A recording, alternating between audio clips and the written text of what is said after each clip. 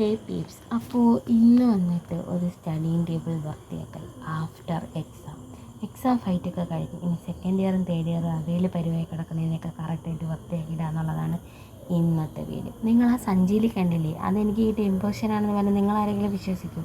പക്ഷേ വിശ്വസിക്കണം, അതെനിക്ക് കിട്ടിയ ഇമ്പോഷനാണ്. അതൊക്കെ നമ്മൾ സൂക്ഷിക്കുക, എക്സാമിന് ഉപകാരപ്പെടും. പിന്നെ ഈ ഫയലിൽ ഫസ്റ്റ് ഇയർ തൊട്ട് തേർഡ് ഇയർ വരെയുള്ള എല്ലാ ക്വസ്റ്റ്യൻ പേപ്പറും ഞാൻ കളക്ട് ചെയ്തിട്ടുണ്ട്. ഫോർത്ത് ഇയർ ആകുമ്പോൾ അതുകൂടെ കളക്ട് ചെയ്തൊരു ക്വസ്റ്റ്യൻ ബാങ്കാക്കി ഇറക്കാൻ ജൂനിയേഴ്സിന് സഹായം വരുമല്ലോ.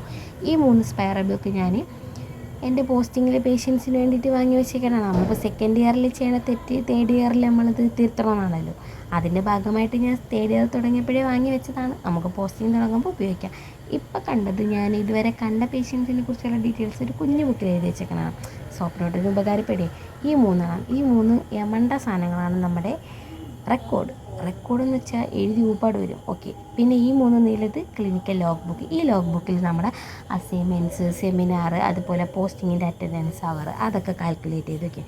പിന്നെ തീർന്ന ബുക്ക്, തീരാത്ത ബുക്ക്, ഇപ്പോൾ കറൻറ്റ്ലി നമ്മൾ ഉപയോഗിക്കണത്, പിന്നെ പെട്ടെന്നൊന്നും ഉപയോഗിക്കാത്തത്, അതൊക്കെ ഇങ്ങനെ മാറ്റി തിരിച്ചൊക്കെ നേരത്തെ സെറ്റാക്കി വെച്ചപ്പോൾ കലണ്ടറിലെ ഡേറ്റ് തെറ്റാണ്. പിന്നെ ഞാൻ തരുന്നത് കലണ്ടറിലെ ഡേറ്റെല്ലാം ശരിയാക്കിയിട്ട് എടുത്തവിടെ ചാരി വെച്ച് സർട്ടിഫിക്കറ്റ് വെക്കാനൊന്നും നമ്മളെ കൊണ്ട് പറ്റില്ല, അത് നമുക്ക് ശരിയായിട്ടില്ല.